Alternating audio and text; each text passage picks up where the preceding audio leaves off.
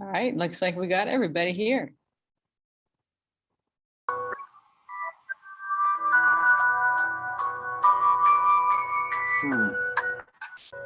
I will mute Rosemary since she's playing that nice music for us. Yeah, I thought I had the mute function going for upon entrance, but let's just go and get into it here. It's noon. We don't want to waste too much time, and because this is a little bit longer of a meeting. Hold on. I got it. Okay. So, all right, hopefully have a fun class here today. It's alternative lawn lifestyles, options for the modern Florida lawn. We're going to cover a lot of the non-turf potential that's out there for Florida. And we're kind of breaking it down into two basic segments here. The first segment is going to focus more on the ground cover type alternatives that exist, some of the more mat forming type plants that you could use. And then the other part of this will be focusing more on kind of landscaping ways of going about you know, kind of having alternatives to turf. And that might be other things that are not mat forming so much. So Tia will cover more of that. So I'm just going to jump into it here. And this is the perennial peanut. This is one of the big mat forming type plants that are out there if you want an alternative to turf that can be used. Typically, it's got a long history of being used as an animal forage.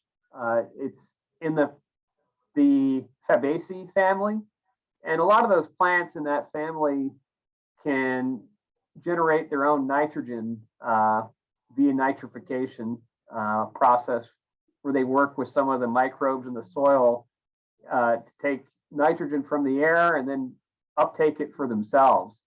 And so they can fertilize themselves in a sense. And so like they're higher in nitrogen, and animals need nitrogen. So that's a big reason why it's been used already as a forage. And so we've kind of taken that knowledge that this thing was good for plants and for pastures, and found out that it works pretty well in the landscape as well. So there's quite a few cultivars that are out there. Some of the more ones that they are trying to promote more are EcoTurf and Needlepoint. They tend to be more drought tolerant. There's a few others out there though too, Arblick, Floor Grays, and I mean among others. And some of them have different. They'll use, you know, their pattern for spreading out differ from one another. But anyway, it's a good overall good mat forming plant, evergreen. It will get a little cold damage in north central Florida, North Florida to the north part of central Florida. But overall, it tends to stay evergreen throughout most of the year for us here. And it's got these nice yellow flowers. Some of the cultivars vary a little bit in terms of the color of the flower, how profuse the flowering is, etc. So it has a relatively slow growth rate. It really, I think that it can grow about 5 to 7 inches per year. And so that's, I mean, that's all right, but it's just something to keep in mind when you're spacing it out while you're planting it. It prefers to like full sun. It doesn't really have a lot of pest or disease problem, hence why it does so well here. It likes moist soil, but it can also tolerate pretty droughty conditions. And usually when you propagate it, you can put it down via like cuttings or dividing it up based on the mats that it comes out of. So it is mowable, but people that take care of it typically only have to mow it like once or twice a year. And so doesn't require a lot of fertilizer. It produces its own nitrogen. It likes our well-drained soils here in Florida. It does pretty well. So this is what it looks like if you buy it in plugs or 1 gallon pots. Another thing about it is that it doesn't really do well with traffic very well. And I mean, it can be kind of tough to establish it because you really have to baby it while it's forming that mat. There are some products out there that to take care of some of the competitors. If you're trying to keep out other plants that can compete with it, like grasses and nutsedge. For nutsedges, you can use Bazagran or Cadre DG. And then for grassy plants, there's a few out there: Fuselage, Post, Select, and Prism. So in summary with this one, it costs a little bit more to establish than turf, but in the long run, there's a lot less maintenance typically with it. So and here's in addition to you know, like the methods for propagation and establishment that I showed there, where you can buy the 1 gallon pots or the little pieces of it. You can also get it in sod like mats, and they could lay it down. The peanuts, the seeds are also available as well. So here's another plant that's in the Fabaceae plant family, another nitrogen fixer. It's a sunshine mimosa. This one's kind of cool. It's the powder puff, or is another name for it, or sensitive plant. If you touch the leaves will curl up, and it will also close up at night if you pay attention to them. It's native throughout the coastal plain, the southeast United States. Unlike the perennial peanut was from South America. Again, this one's an evergreen. It's got an interesting bipinnately compound leaf, and it's got lots of these little pink flowers too that are really interesting. So it's a faster rate of growth compared to perennial peanut. It can handle a little bit more shade than that plant too, but it really does like full sun to partial shade, and it likes moist but overall dry sites. Overall, there's not a lot of disease or pest problems. It spreads by root cuttings or by seed. And so you can see here, this is what it looks like when it curls up its leaves.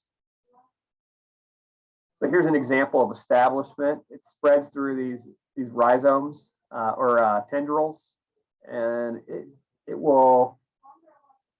This is what it looks like typically if you want to establish a lot of these ground covers. You take out as many of the other plants that are there that they can compete with as possible, and then you put them in, put your plugs in, try and put some mulch over it, and eventually this thing will spread and be able to root in the spots that are bare where there's no other plants growing.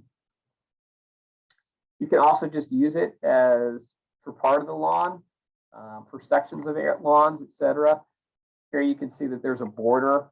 It's kind of keeping the sunshine mimosa in and constrained to this part of the yard.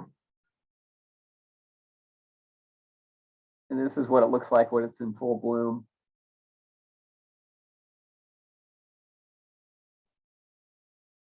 So here's an interesting one: frog fruit or a turkey tangle, fog fruit. It goes by a few names, but it's a native, and it's in the Verbenaceae family, which is, if it looks familiar based on the flower here, there's a reason for that. It's because it's in the same family as lantana. The lantana is one that we don't really want to use very much, if at all. It's an invasive, where this is a cousin to that plant. And it's native all throughout northern part of South America and to southern North America.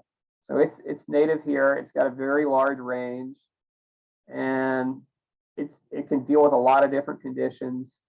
It's evergreen, but if it can lose its leaves during drought.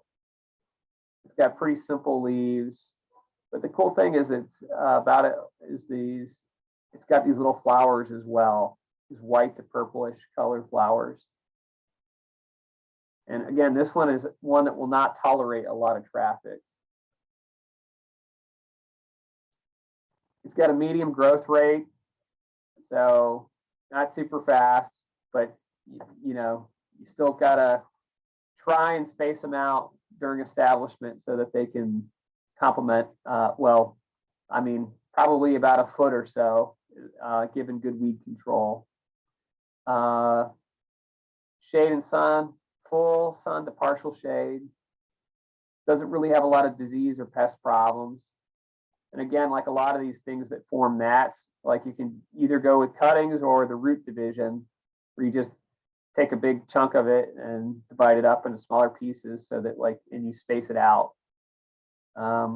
It can go dormant during the winter. Can't deal with foot traffic. But the interesting thing about this one is you can't mow it while it's blooming, and this can lead to problems with it recovering and taking years to establish. So got to pay attention to when it's flowering and not to mow it at that point. It's also a big host plant for a lot of butterflies, native butterflies. It's an larval host for the common buckeye, the phone crescent, and the white peacock. So, and it's also, the flower is a nectar source for skipper butterflies. There's another plant out there called Phylla lanceolata, kind of close relative, and a lot of these butterflies can use that as an alternate to this plant. So here's a really common one that is out there, probably the most common one that we're going to cover. We've got plenty of this at the center even. If you drop by, it's the Asiatic jasmine, also called dwarf jasmine or small leaf Confederate jasmine. There's tons of cultivars out there. I mean, it's been used a lot. There's all sorts of appearances and different traits that they've selected it for. But it's a spreading vine. It's a lot like the other ground covers that are mat forming, or clumping plants. But it's just more viney compared to those, and really widely available. So look at the USDA hardiness zone, 8B to 10. We're pretty much right in the middle of that, so it's perfect. It's evergreen, and it does have a white flower, which is what people think of a lot of times when they think of jasmines, but it's kind of inconspicuous compared to the other jasmines that are out there, and I don't think it retains the flower very long either. But it does have a nice smell that we associate with those jasmine flowers as well. It's a very fast grower. I mean, it's a vine. It's something you got to stay on top of. Here's some pictures from Tia. You can see it requires edging a lot of the time to keep it in the beds that it's in. It's a good thing that it grows fast, but it does require a little bit more upkeep because of that. It's vigorous, but you got to stay on top of this plant, particularly in areas where it's getting a lot of sun. It's tolerant of a lot of soil conditions. It does have a little bit of potential for disease. I've seen people bring in some stuff before, fusarium wilt and blight in the plant clinic. So something to pay attention to. It does have some key pests, key diseases, and it's spread through cuttings or people like division, sod-like pieces that you can take out from where they're growing it, and requires a lot of pruning though. And it's not really made for being walked on either, like most of these. But yeah, you can do all sorts of cool stuff with it. Here's an example of one of the cultivars, a variegated variety that's kind of white. And then here you can see that you can form it into topiaries even. This is at the center outside the 4-H office. So there are a lot of cool things you can do with this one. It's definitely gets some award of merit for the uses that are available for this plant. So this is an example I wanted to point out here, at least give one example of how to establish some of these plants. Like I mentioned, this is one of the faster growing ones, so you can separate it out a little bit more. So these are probably separated out by 1.5 to 2 feet from each other, these little plugs. And it will take as few as 1 year for really fast growing plants and up to 5 years for plants that are kind of slow to grow to fill in certain areas. And I mean, throughout that time when you're establishing these plants, weeds will most likely hinder the formation and uniform growth of the ground cover. And so it's really key before planting to clear all the weeds, maybe even use a pre-emergent to try and kill off some of the seeds that might be stuck in the soil and the seed that are seed banking. And yeah, I mean, you could even go through and try and use Roundup or something non-selective, just completely trying to get a blank slate basically. And when you do eventually get those plants in, it's probably a good idea to use a bunch of mulch. The only thing that you want showing up that's vegetatively there is the plant that you're trying to establish.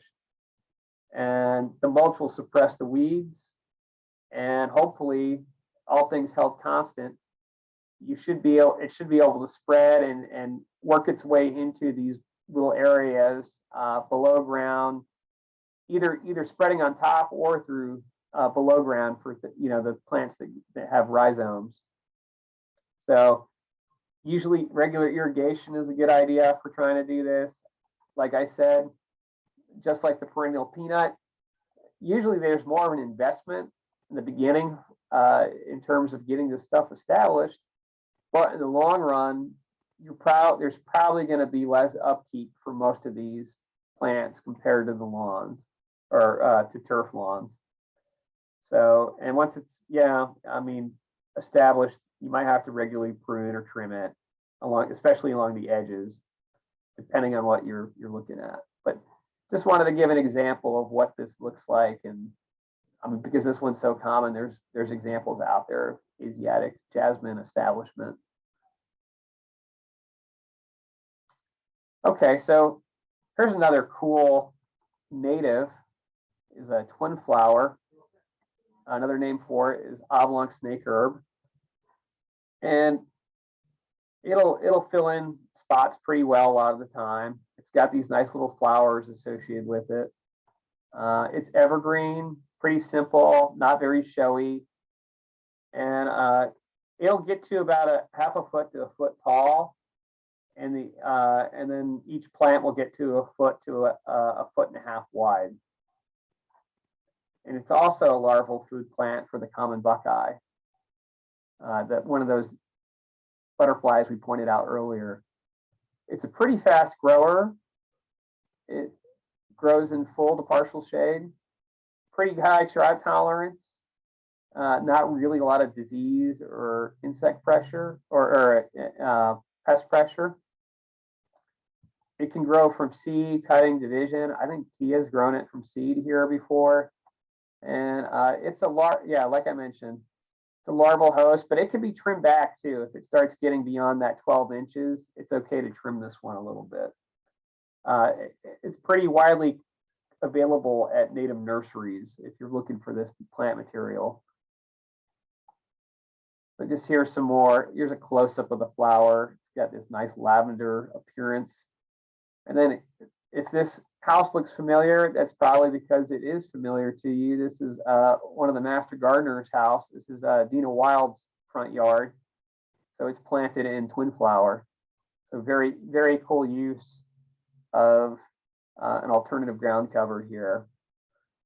It's typically found in pine forests, and but it tolerates a lot. You can see the shade here. It looks pretty dense in terms of shade, but it's doing pretty well. And it also deals with drought really well. Mondo grass. So now we're getting back to another non-native, but something that's a little bit more common, kind of like the Asiatic jasmine. It's also called dwarf lily turf, monkey grass. It's in the asparagus family, which is something that's kind of cool. I wouldn't suggest trying to eat it, but it is in that family.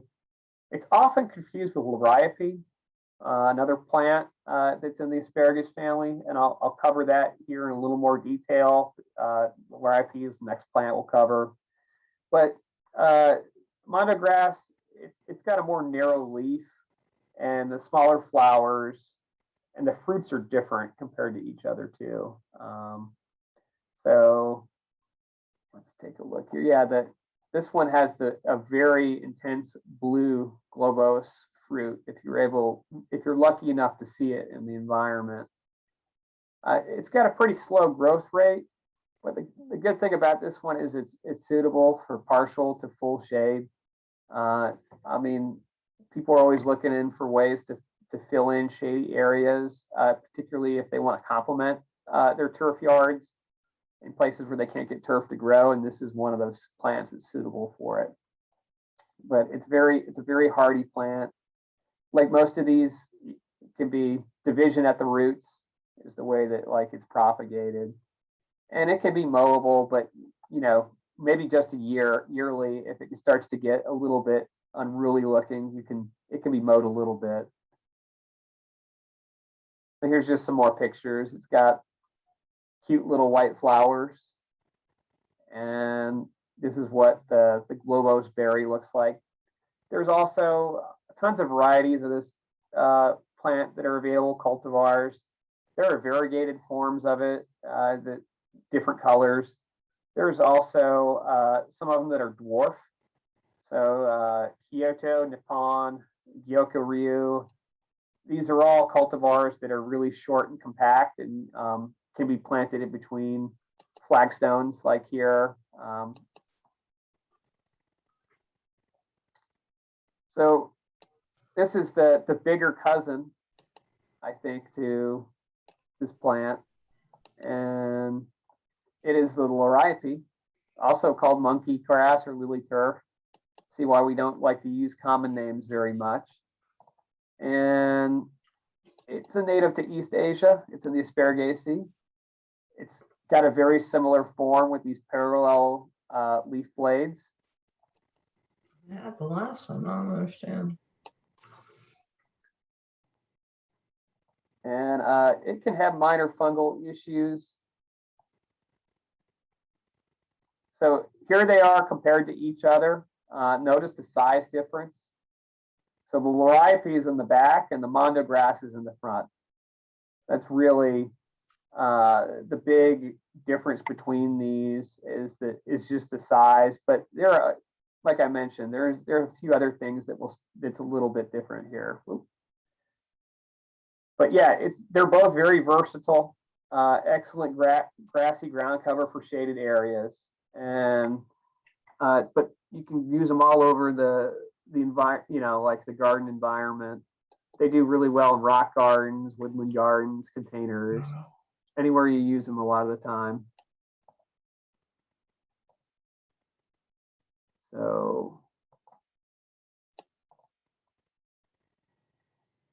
So here's another one, periwinkle, non-native. It is a one that is from Asia Minor originally. And the thing about this one is that it can be used for larger areas. It's pretty aggressive. It can grow very fast, and but we're kind of towards the edge of where this is suitable. And in the northern parts of the range where it's suitable, a lot of the time, it is considered to be invasive. But because it is a little bit more heat stressed here, it's not on our invasive species list yet, but it still grows pretty well, particularly in shaded areas here in Central Florida. But yeah, it's a vining type plant. It can choke out other things pretty quickly. It likes moist sites. Doesn't really do well on super dry sites. It does have some pest issues, disease issues, root rot, nematodes can be an issue, aphids, blight. But yeah, it's usually spread through cuttings. Like I said, it's kind of viney. And just here's some examples of it. So, I mean, unfortunately, like I mentioned, it's kind of invasive, and it's, the invasive status is determined usually at the state level. Things that are invasive usually make for good ground covers because they are so prolific and vigorous. So plant it with caution, particularly if you live near a stream. It transports really easily over water. If it separates out or part of it is removed and falls into the water when there's standing water. So that's something to just pay attention to here. Let's not add this one to our invasive list if we can help it. There's tons of varieties out there. Here's a variegated variety. And then this is a variety called Big Steps that's more on the blue side for somebody you're looking for plant material that's blue. So speaking of that blue, it brings us to our next plant. This is called Blue Days. It's a dwarf morning glory, another name for it. It's in the morning glory family, which it's from South America. Most of the morning glories, I think, are native to the Americas.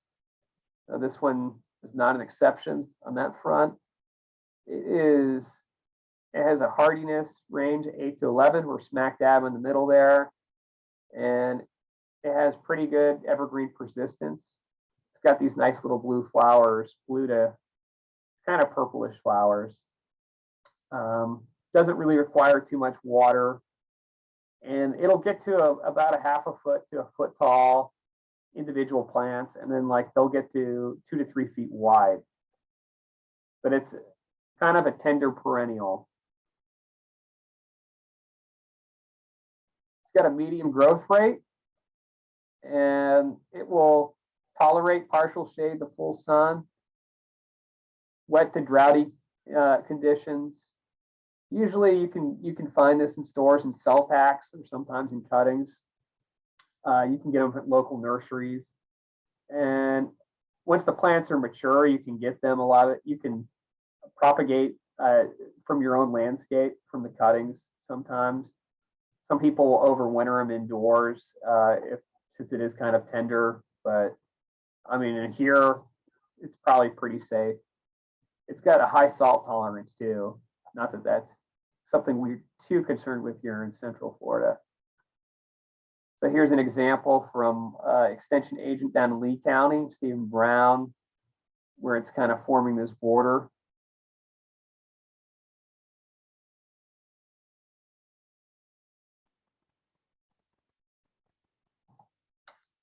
And then it can also be teamed up with other plants. Here it's teamed up with some zinnias, so you can put annuals in there with it. So here's more of a fun one, is beach sunflower. It's a little bit, we are on the edge whether to include this one or not, because it doesn't really form the mats, kind of like some of these other plants that we were talking about.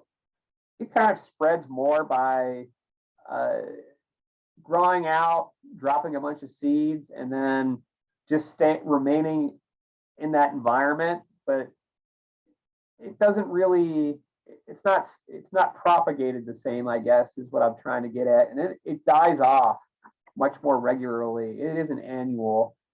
So, but it's pretty prolific annual. It's an annual that can probably be growing throughout most of the year as long as it remains somewhat warm.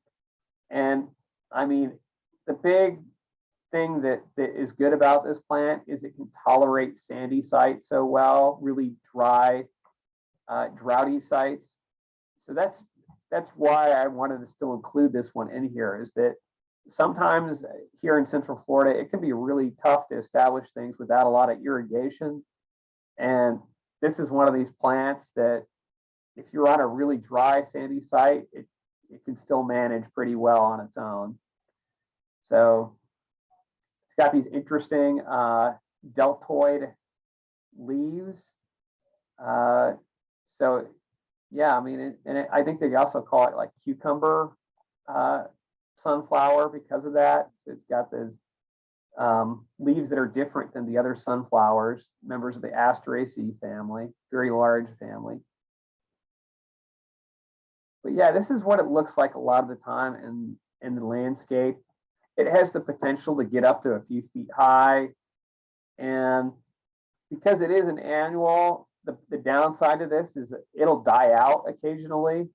So that's I think that's a point of contention for some people that don't want to grow it. But it is a native.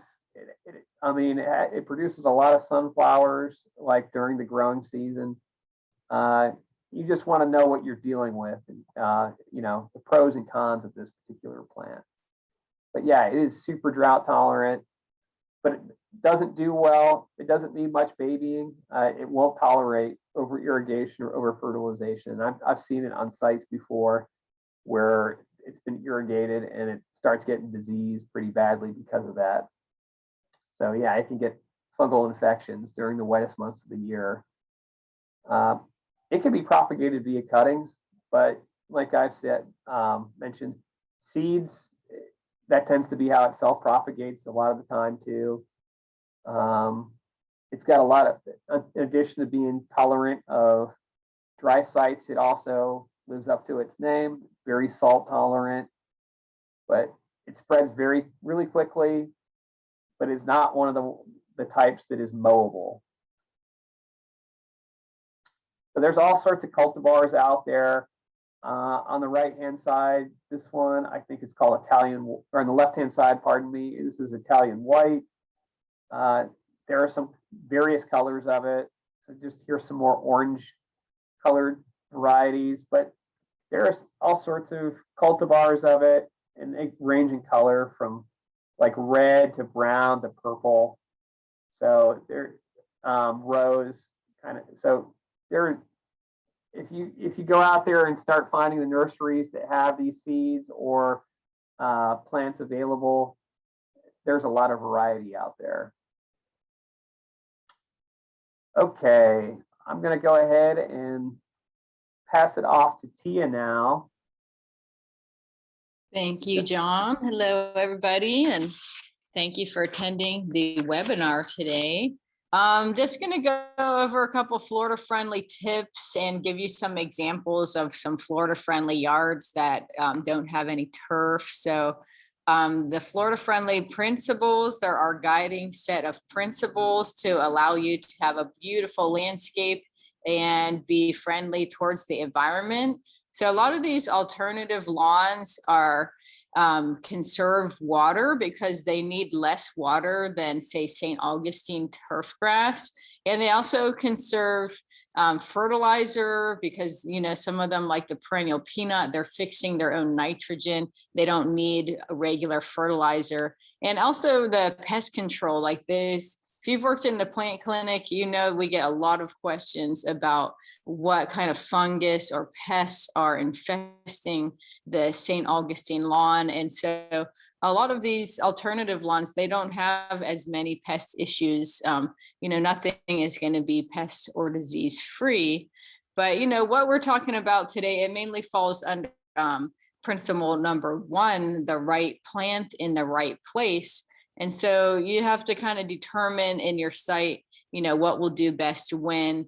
And a lot of these plant profiles are available in our Florida Friendly Landscape Design Guide that you can download on the website if you don't already have a copy. And we also have a plant app that is now free to use. You can search for the plants by your, by your zone, by your area. You can search for something that does well in shade or only ground covers. So it's a good way to tailor your search and find the right plant for your yard. Next slide.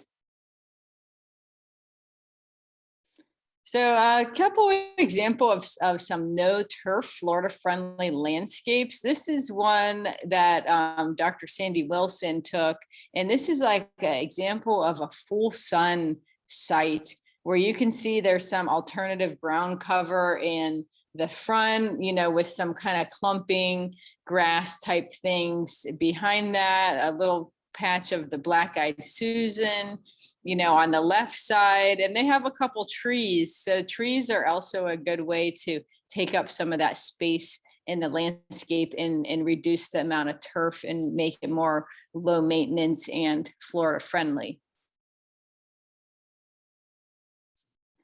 Here is a shade garden. So if you have a shady spot in your landscape, it's going to be very hard to grow turf grass. So, look into some of the alternative ground covers or just plant some shrubs and other, palm trees. We have that pink Hawaiian tea plant here, it looks like in the background, little Kunti cycad in the front.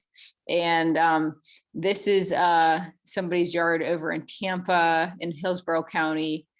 And so, this is a very similar landscape to what we have here in Central Florida. So this is a good concept that can, and this is a low maintenance landscape. You look around, like the juniper in the front that doesn't need to be trimmed. They might have that loropetalum or whatever that green shrub is that they kind of try to form that. The trees are pretty low maintenance. So a real low maintenance landscape here for shade.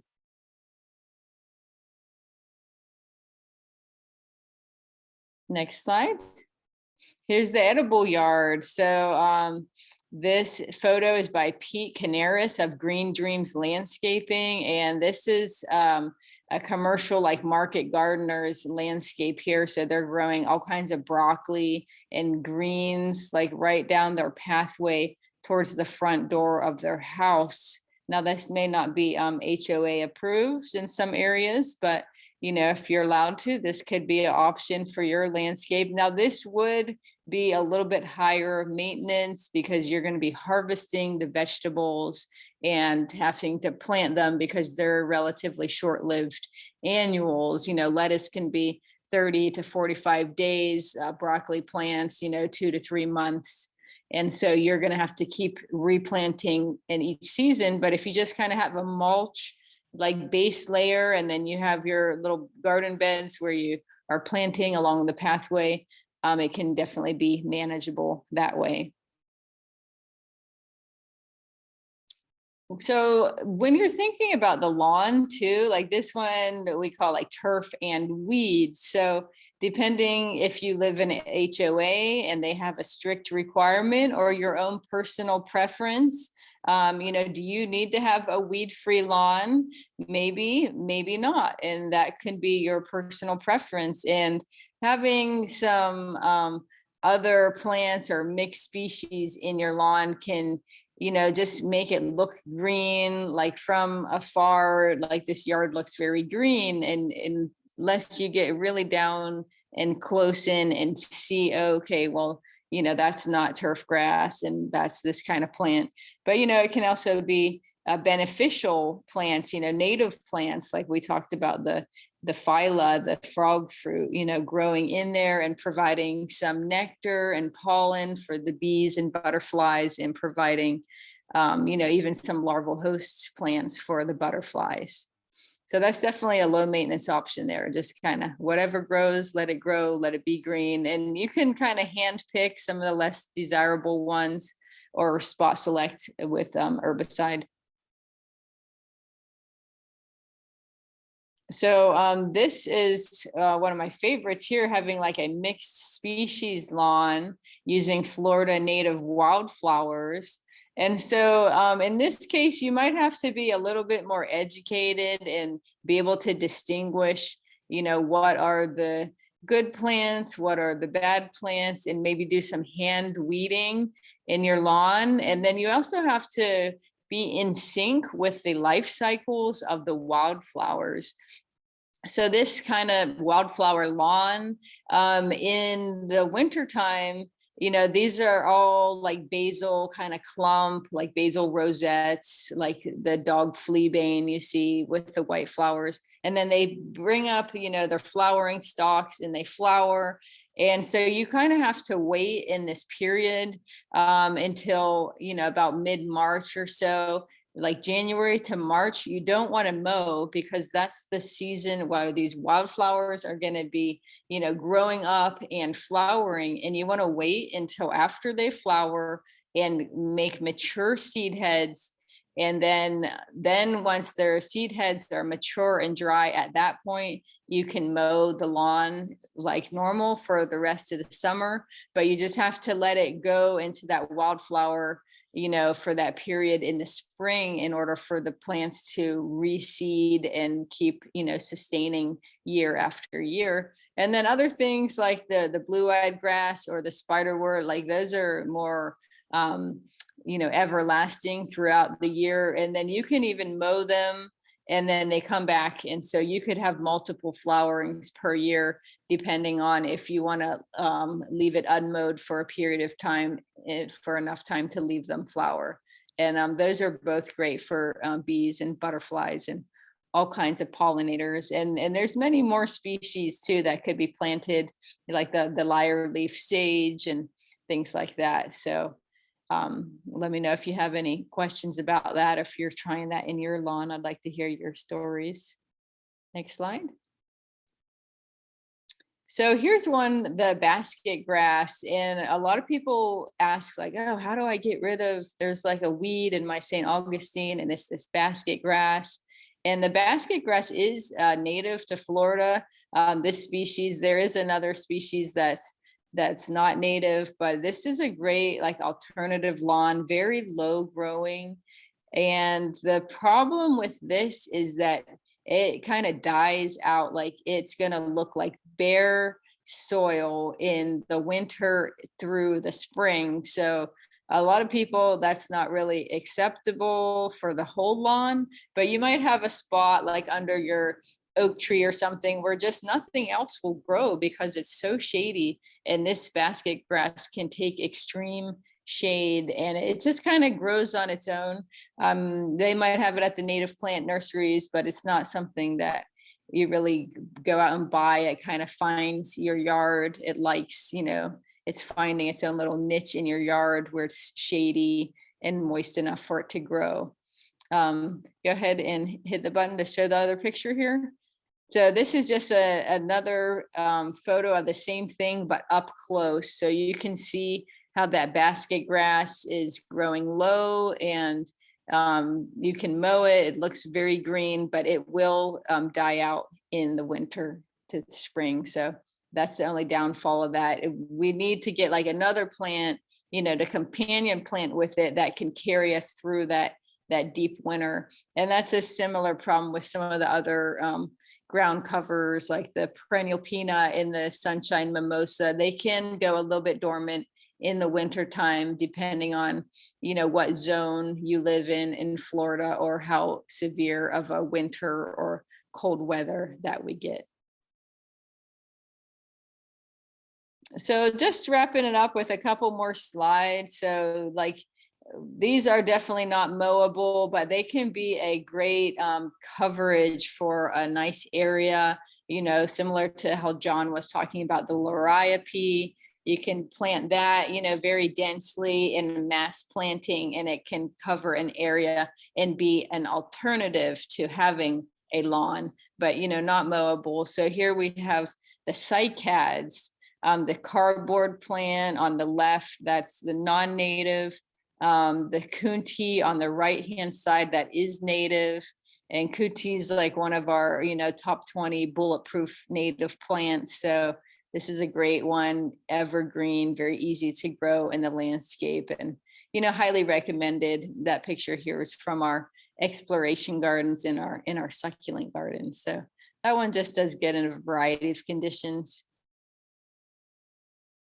The clumping grasses. So I'm a big grass fan. I like to have grasses. It reminds me of kind of like the prairie or the St. John's River. And grasses are very low maintenance. You can plant them in massings. You'll see them along the roadside. Anything that they plant on the roadside is very hardy, drought tolerant, can take full sun. Most of these grasses like full sun. And low maintenance, and what they do is usually just cut them back, once or twice a year, give them a haircut, and they can even drop the grass trimmings around the plants, like you can see on that vetiver grass there on the left. You just chop and drop, and then you have a natural mulch. So like I also call this like my hay factory, because it makes a lot of really good biomass to mulch and cover the soil. The lemongrass in the middle, that's edible. You can make tea out of the leaves. Just boil up a little cup of tea, and they use the stalk at the bottom part of the stalk in the Thai cooking. And then the molly grass is one of the many of the native Florida clumping grasses, and this gets that beautiful pink display in the fall. So that should be coming up pretty soon here. It's fall when the molly grass turns pink and the beautyberry makes berries. And then ferns, if you have one of those shady areas that nothing will grow, ferns are a good choice for you. On the left is the holly fern, and we have some of those in our shade garden. It's a very nice, round kind of clumping fern. On the right-hand side is the Florida native sword fern. There is also an exotic and invasive sword fern. So be careful that you're getting the right species. Maybe buy it from a native plant nursery, or look at the identification characteristics. The native one does not have that little bulb, that is underground. So that's what you look for the native sword fern. But that's a great cover for, large, you can plant these ferns in mass areas in shady spots. So caladiums are another good one. And this is one of the few things that can add color into your, landscape in those densely shaded areas. They also can take, part sun, even full sun. And the problem with these, though, they do live a couple years. They're bulbs. They go dormant in the winter. So maybe like January through May, they're just going to completely die back and be non-existent in their landscape. So it's good to companion plant these, with some ferns or something that's going to be there all year round. But it's a great way to get some color in your landscape. And, just a couple more. We could go on and on, but for the purposes of this webinar, we're just going to stop here. And, bromeliads, yuccas, aloes, there's just so many, and this can add a little bit more color to your landscape, make it more aesthetically pleasing, very low maintenance, like really kind of do nothing type of plants. Maybe just take out the old bromeliads and cut the old flower heads off the aloe. So that is the end, and thank you all for coming today. And then we have the survey here at the end, so you can scan that with your smartphone. If you're not with the smartphone, I'll put the link here in the chat box, and this really helps us out with our programming. Give us some reviews and let us know if you learned anything, and I'll turn it back over to John. Well, thank you, Tia. Well, we hope we've expanded your horizons here, and that you've learned something. So if you have, or if you haven't, go ahead and put it on the survey. But I guess we'll conclude. Well, I guess we can just go to Q&A if there's any of that. We'll just go to, I'll just stop sharing my screen here.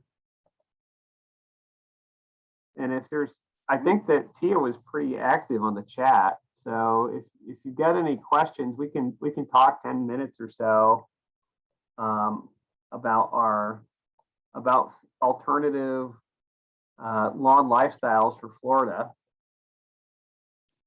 Yeah, there were And- definitely some questions in the chat, like which Yeah. ones can be walked on, which ones are mowable, and sometimes that's a gray line. Yeah, it looks like you got quite a bit of it. I mean, most of them cannot handle a ton of foot traffic.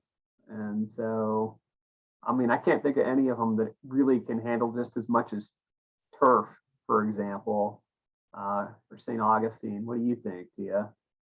Yeah, I mean, it depends what does foot traffic mean? Like Yeah. in my yard, me walking to, around my garden, I have perennial peanut in my walking pathways and I mow it and it's fine with, me walking on it. Would it work at like a high school where there's 1,000 kids? Like, no, definitely not.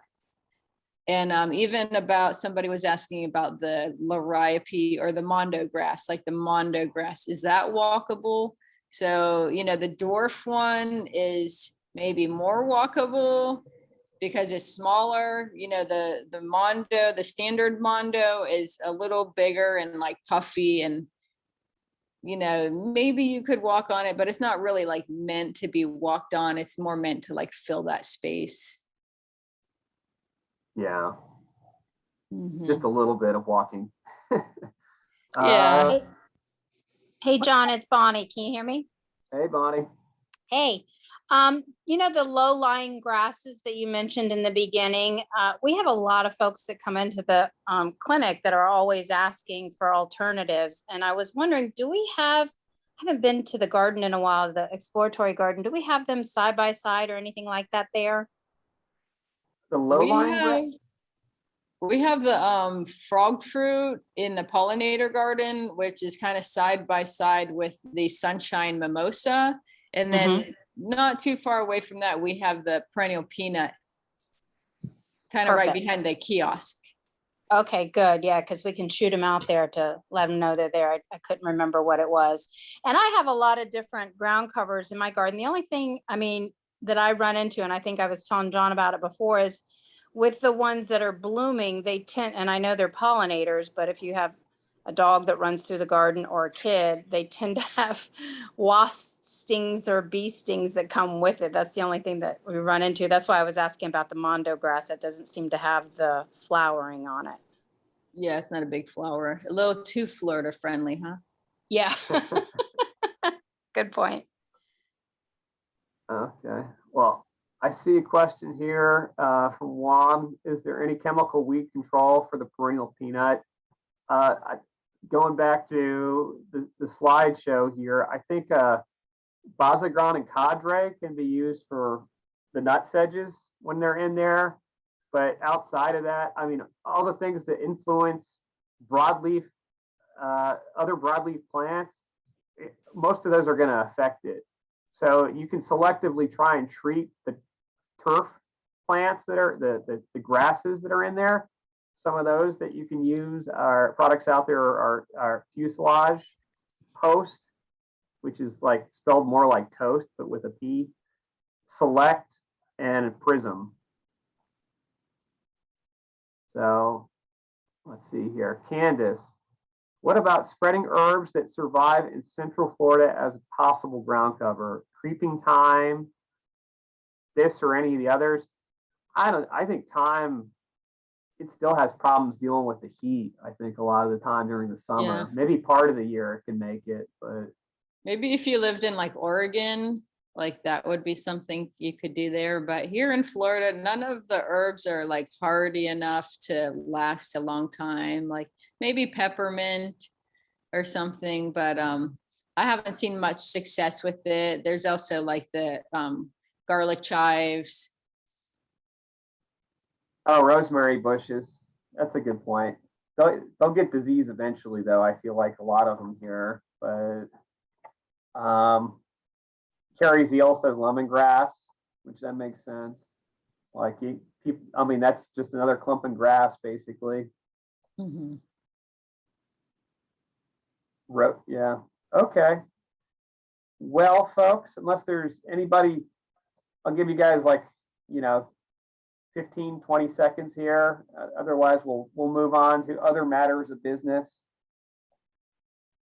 There's always a lot to cover here.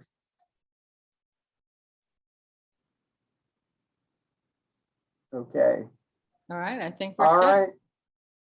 Well, thank you, Tia, for co-hosting this one with me. We had a lot of fun collaborating on this Florida-friendly endeavor.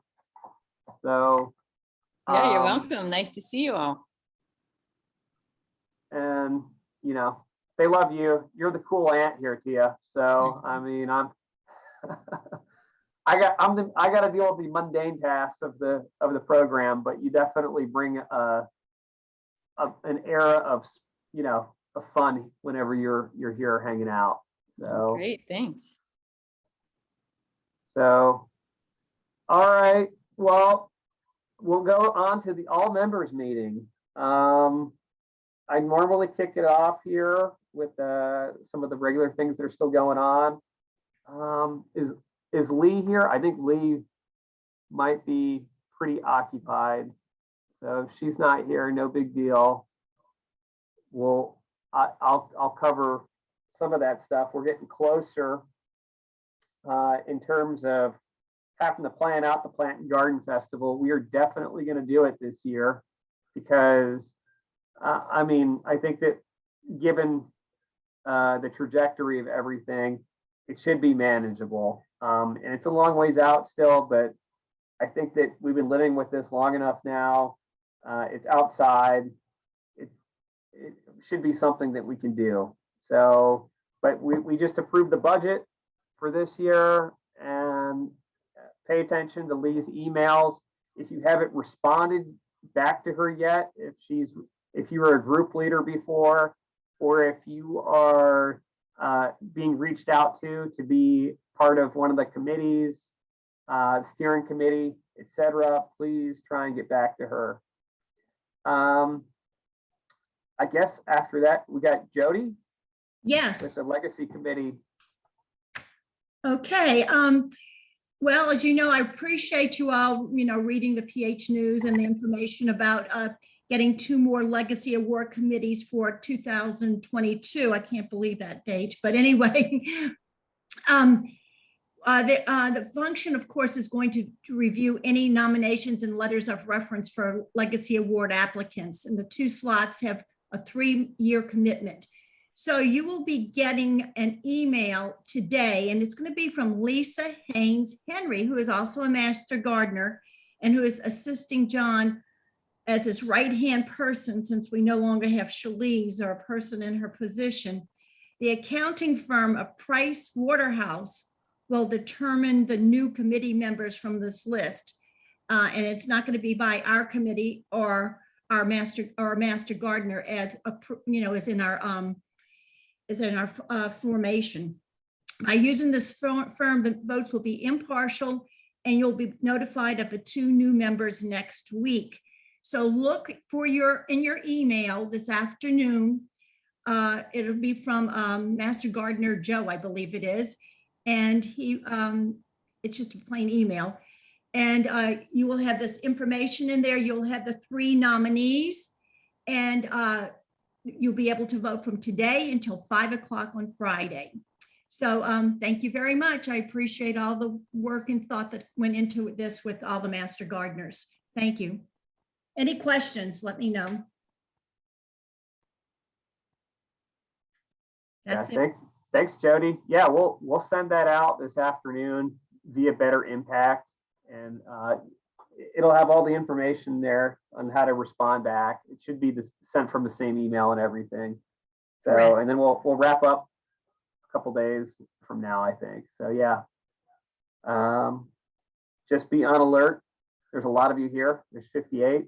I'm pretty impressed. I think that's the most that we've had in a long time for Lunch and Learn. So let's see, is Brenda here? Let's see. Yeah, no, Brent, I don't think we got Brenda Miller on for Head Start update. This is something I might send out in an email down the road here. Colonial High School reached out to me. They want a garden liaison type person to kind of guide them with some of the gardening plots that they've got on their campus. So I will pass that along like via email, and if you're interested in being that person, I'll get you connected with the teacher that is leading the charge on that. Just some things that are going to be coming up here. Ed's retirement party. I sent an email about that, like how to like we need a head count. So just make sure to go ahead and respond to that. Like go ahead and get on Eventbrite. It's on our Orange County Eventbrite site. I'll try and provide that again in another email, like a debriefing email after covering everything today. The YouTube video, we'll put that up online too from our class. So I'm just gonna write some notes here to provide those. We could also use some help. We're down in terms of as you might have noticed, we don't have a lot of administrative help these days. Like we're still out one Shalice, and the front desk, they could probably use some help over there too, particularly during lunch hour. So I'll give some more details on that in the email. But if we could consistently like get a day or two of the week where somebody comes in during lunch just to watch the front desk for the admins, that would be really helpful for us.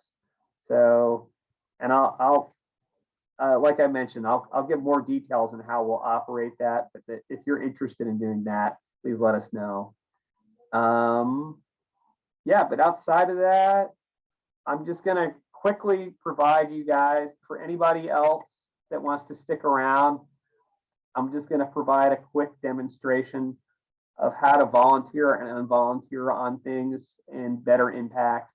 I've been getting a little bit of feedback on that some people are kind of getting hung up on like volunteering and not volunteering, unvolunteering themselves. So I'm just gonna show how to do that. We're gonna work on a Word document to provide to everybody as well, so that that deals with this specific feature of volunteering and unvolunteering. And if there's other questions, other concerns about it, I just request that you all try and take a look at the tutorials that we've provided. Almost everything is on there. I mean, even how to do what I'm pointing out what to do here. So how do we record CEUs? It's there's a section that's continuing education. And so you just have to sign up for continuing education and then put your hours in manually. So it was which I think was pretty similar to VMS. So, but I'll go ahead and show you how to do that. But for everybody that is not interested in seeing this demonstration, it's okay for you to go. We've covered everything that needs to be covered for the all members meeting. I guess if you, and don't forget the Master Gardener phone number list. Yeah, I'll go ahead and show you how to do that too. So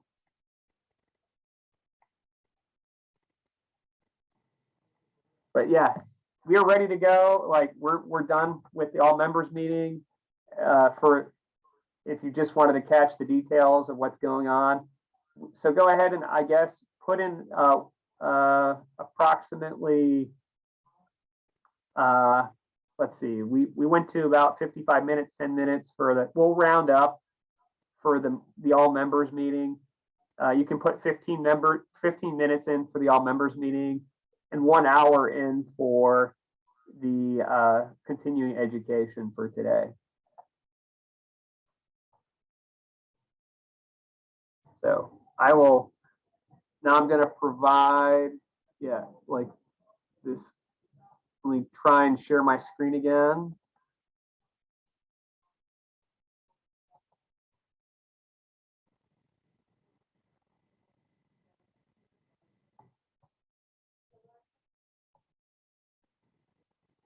Okay. Here's how better impact looks for me. Hold on, I don't see the screen yet. You can't see it? Here we go. That's working. Yep, You we see got it now. Okay. Okay, so I got to switch over to volunteer view. And everything for better impact for the volunteers, it happens all up here. This top bar, home, opportunities, schedule, hours, reports, contact. So for opportunities, you can either go to the calendar and you can see the things that we've got that are available just via calendar. So like you can go and click on one of these. You can see like so for this one, it's showing me that there is one shift available for this day, this 1 o'clock to 3 o'clock shift. And then if you wanted to volunteer for it, you just press sign up. It's that simple. So it's not as good of as a calendar, I think, as compared to the previous program, but on VMS, but it still gets the job done. And you can filter it by month, you can filter it by week, it's still pretty easy to alter it the way that you need it to look for you based on your search criteria. The other thing that you want to sign up for, let's just say, for example, for continuing education, or some of these others, if you're on a certain committee that you need to sign up for, you need to you need to put your hours in manually. You've got to opt into it. You have to go through this list. So you got to go to the opportunity list, and everything is on here. Anything that you can imagine, it's here. So if you want to go sign up, let's just say if you're on one of the groups for the plant festival, and we're having regular meetings for the plant festival committees, you just press sign up. So now that will show up as an option when you try to record your hours. So now you would go to hours, and then from there it'll give you all the options that are available to you. So like you can see that the things that I've got here, let's see, all those will show up in this drop down menu. Everything that you have opted into is on here. So like if you want to record your continuing education, so like we just had this today, we had 1 hour, just put 1. And all you do, and it corresponds to this date, all you do is save or save and log another. If you know there's something else you need to do, you just put save and log another, and it keeps you on this page. And you can, for example, go to the, let's see, plant festival. So this is just a general catch-all right now. If you had a meeting related to this and you know the time, let's just say it was a 45-minute meeting, just press save. So, and then if you, you can go on here. Some of them should be, if you delete, some of these aren't alterable as others. Let's see here. You can view it. If you've got problems with it, if you need to delete something, you need to let me know. I've tried to make it so that like they're mostly like this. If you can delete it afterwards, but it's something I just have to go back and like check on all these. We had to put in a lot of categories and put them in a hurry. So some of them are not as easy to remove if you accidentally put them in. However, if you are signed up for something, let's see. you can go to the calendar. That'll show up in here on your schedule. So these are all flexible, but like if you were signed up regularly for something, it would show up in here with the date. The date would be right here. And all you would do is just remove yourself from that activity. So let me see if anybody's coming up with anything. So Mark is at, well, hold on. Let's see. So for today, you would, let's see, give an example of a description. Continue education, you must enter a description before you save it, or won't let you save. Yeah, you would just put, for this, for a description, you would just put lunch and learn. Just so that we have an idea when we look back at it, if we go and audit all of this someday, or try and see what, try and make sense of the data that people are putting in, we have some idea. So that's what we want for the description. Just put lunch and learn, or I don't know. I'm not seeing what you're seeing here. Let me try and see what it looks like when I pull it up for hours. Just put continuing education. Yeah, you just describe it right there. So in that, I would just put lunch and learn. Or you could put monthly lunch and learn. And you know, you could even put the speakers in there. That could kind of help too. But I mean, the biggest thing is that we just want to be able to go back and look at it and see that like this stuff lines up, that it's mostly UF or some of our partners that we are okay with that, you know, material counting as continuing education. That's it. It's not really, it doesn't need to be too sophisticated here. But yeah.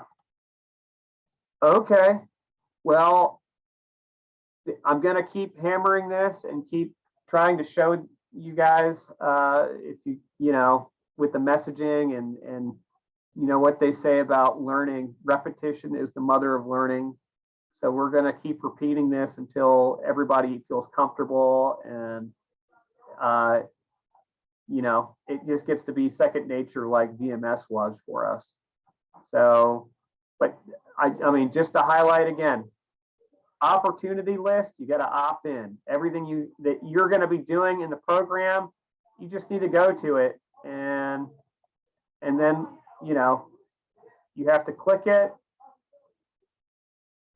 This one has shifts, but you go to ones that you go to something that doesn't have a set schedule, and then you just add yourself to the list. So,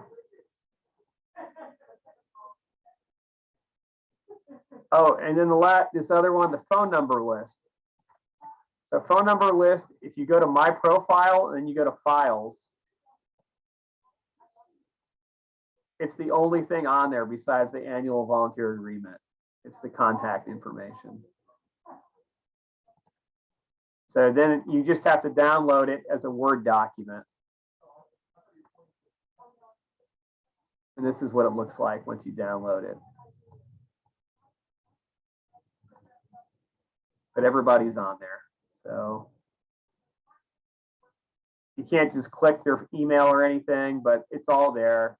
Everybody in the program is currently there. So all right. I mean, I'll keep doing this every time. If you guys are still, you know, wanting to review it, but I mean, it's really the nuts and bolts of it was what I just presented right here real quickly. And then, you know, check out the tutorials, and, you know, if you can catch me in person and you got a question, I'm more than happy to go over this as well. So, but I guess that's it in terms of this meeting. So thank you for everybody who stuck around. Hope you enjoyed this month's session. I think we'll probably be going through Zoom again for next month, but I'm really hoping by the following month, by November, that we can have that one in person. But it's still one of those things that we're having to play by ear. So, all right, well, take care. Thank you.